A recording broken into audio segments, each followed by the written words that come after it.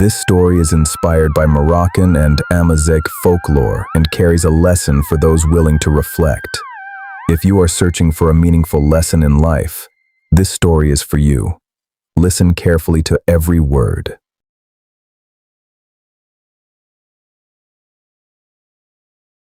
There are places that are not frightening because they are dark. They are frightening because they remember you. In every ancient city, there are narrow alleys that people walk through every morning without hesitation. But after sunset, they become terrifying, empty corridors as if the city itself is asking everyone to leave. There are no warning signs, no walls, no guards, and yet, no one dares to enter. The elders say that some ancient walls preserve more than the passage of time. They preserve voices, every word ever spoken between their stones, every scream, every prayer, every fear remains trapped inside, and they whisper that when night falls, those walls begin to replay those voices. But not as they once were. Instead, they use them to call the living. That night, a young Frenchman decided to prove that all these stories were nothing more than superstition. He had no idea. The city had been waiting for him for a very long time. His name was Mark, a 28-year-old adventure photographer famous for exploring places everyone else avoided. War tunnels, forgotten castles, abandoned factories, ancient cemeteries. He believed every legend had a logical explanation, so when he heard about an old district inside a Moroccan city where people were said to disappear after dark, he did not feel fear. He felt curiosity. During the first few days of his journey, he tried asking the locals about the place. Their answers were strangely similar. Some smiled and changed the subject. Some looked around nervously before answering. Others refused to speak at all. An elderly man sitting outside a small shop slowly lifted his head and said, "If you hear someone calling your name inside those alleys, do not turn around." Then he fell silent again. He asked for nothing. He did not try to scare him. He simply said those words and walked away. That night, Mark could not sleep. He opened old maps, studied satellite images, read journals written by travelers who had visited the city more than a century ago. He noticed something strange. A small section in the heart of the old city almost disappeared from every modern map. There were no clear photographs, very little information, as if the place itself had chosen to disappear. The fewer answers he found, the more determined he became. The following evening, he returned just minutes before sunset. The alleys were still alive. Children were running. Street vendors were shouting. Wooden doors opened and closed. The smell of fresh bread filled the air. But as the last ray of sunlight vanished, everything changed. The children disappeared first. Then the merchants hurriedly closed their shops. Wooden doors slammed shut one after another. Within minutes, the alley was completely empty. Mark raised his camera, pressed record, and took his first step into the narrow stone passage. At first, nothing happened. Only the sound of his footsteps, the echo of his breathing. Then, the temperature suddenly dropped. The air was not cold. It was heavy, as though the alleys themselves refused to let it move. He pointed his flashlight at the wall, ancient stones covered in deep cracks. But something caught his attention. Whenever the light touched the wall, it seemed to disappear into the stone instead of reflecting back. He moved closer, reached out, touched the wall. It was unnaturally cold. Suddenly, he heard a faint scratching sound, like fingernails slowly scraping from inside the wall. He froze, listened. Silence. He smiled nervously, convincing himself it was probably just a rat. He continued walking. A few steps later, The scratching returned, this time from the opposite wall. Then, from behind him, he spun around. No one. Several seconds passed in complete silence. Then he heard something else. Whispers. Distant. Impossible to understand. At first he thought it was the wind, but the wind does not speak. He switched off his flashlight. Darkness swallowed everything.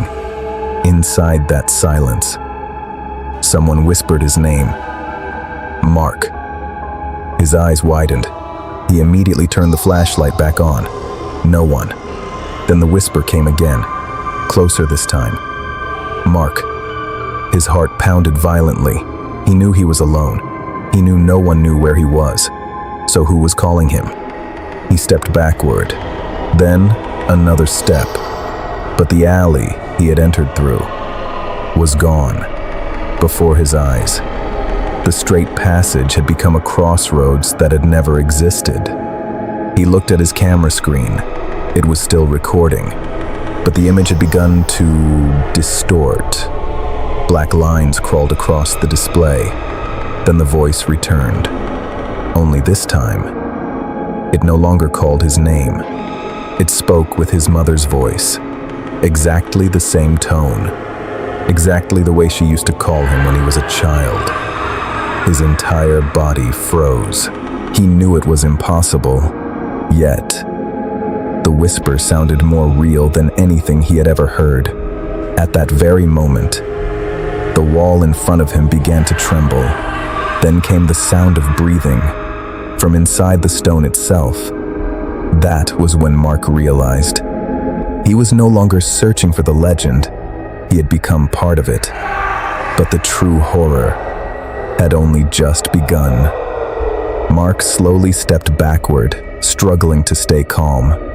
He convinced himself that everything he heard was nothing more than strange echoes bouncing through the narrow streets. Taking a deep breath, he steadied his camera and chose the alley to his left. It was even narrower than the last one. Sometimes both shoulders brushed against the walls. Every step echoed once, then twice, then 3 times, as though someone else was walking directly behind him. He stopped. The echoes stopped. He turned around. No one. But something else had changed. His footprints in the old dust were no longer alone. Another set of footprints followed behind them, smaller, barefoot, as though someone had silently followed him from the moment he entered the city. He knelt to examine them. They were fresh, perfectly clear, yet they ended abruptly against the wall. They did not turn. They did not continue, as though whoever made them had simply walked into the stone. Mark swallowed hard and forced himself forward. Minutes later, he reached a small square centered around an ancient dry stone fountain. The square was completely empty, except for a single old wooden chair, standing alone, as though someone had left it there only moments earlier. He approached cautiously. Resting on the chair was an old rusted lantern. The moment he picked it up, another whisper came, not from the walls, but directly behind him, so close that he felt warm breath on the back of his neck. He spun around violently. Nothing. At the exact same moment, his camera erupted in violent static. He looked at the screen. The alley appeared, but there was something impossible. A man stood at the far end of the passage, yet, with his own eyes, he saw no one. He raised the camera again. The figure remained, motionless, its face hidden inside darkness. Mark slowly walked toward it. The closer he came, the more the figure faded. When he finally reached the exact spot, there was only a solid stone wall. No door, no opening, no exit. Suddenly, a loud bang echoed behind him, then another, as though someone was pounding on the walls from inside. One knock. Silence. Another knock. silence. After the fifth knock, every surrounding wall repeated the same sound at once. The alleys became a giant stone chamber pulsing around him. The ground trembled beneath his feet. Ancient dust drifted from the cracks overhead. Then the voice returned, his mother's voice. "Mark, come to me." He closed his eyes. He knew it could not be real, but his heart wanted to believe. He took one step toward the sound. Then he remembered the old man's warning. If someone calls your name, do not follow. He stepped back. Instantly, every sound stopped. An unbearable silence settled over the city. Then, a child began crying. At first it sounded far away, then closer, then everywhere. He turned his flashlight to full power. Nothing, but the camera's static became even worse. Suddenly, the flashlight died. Absolute darkness surrounded him. He could no longer see his own hand. Slow footsteps circled around him. One step, another, another. They never came closer. They simply circled him, watching. He pointed the trembling camera toward the sound. The screen glowed for only a moment. Within its reflection, he saw a deathly pale face, huge empty eyes, its mouth sewn shut with a long black thread. Mark screamed. The camera slipped from his hands. It struck the ground. The screen went black. Darkness consumed everything. He ran without direction, crashing into walls. The whispers ran with him. Every turn led into another alley. Every attempt to go back. The previous path had vanished. The city had become a living maze.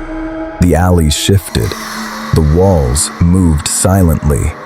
Then he noticed a narrow crack between two ancient stones. He shoved with all his strength. Part of the wall collapsed. He fell into a tunnel beneath the city. He hit the ground hard, struggled to breathe. When he stood, his flashlight was shattered.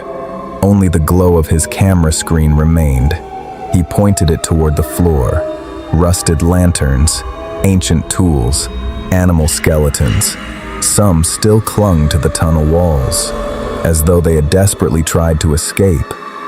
Among the bones, he found an old camera. Removing its memory card, he noticed the recording dated back more than 20 years.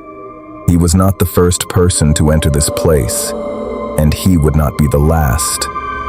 Then, the whispers returned, but they no longer called his name. Instead, they spoke only one sentence. "Now, you know the way." The camera screen went dark. Mark was never seen again. 3 days later, search teams entered the old district after he was reported missing. They searched every alley, found no trace of him. Only one thing remained, a memory card lying beside an ancient stone wall. When investigators played its final recording, no people appeared, no creatures. The screen was completely black, but through the static, a faint voice whispered, "If you hear the walls calling your name, do not answer." Since that day, many residents still make sure to return home before sunset, not because they have seen something, but because they believe some alleys still remember the voices of those who never left. The lesson behind this story is simple. There are worlds beyond our understanding. The wisest thing we can do is respect them. And, perhaps, at this very moment, while you are watching this video, some ancient wall is remembering a new name. Until we meet again on another journey into the shadows of the Atlas, always remember, not every legend is a myth, and not every wall is silent.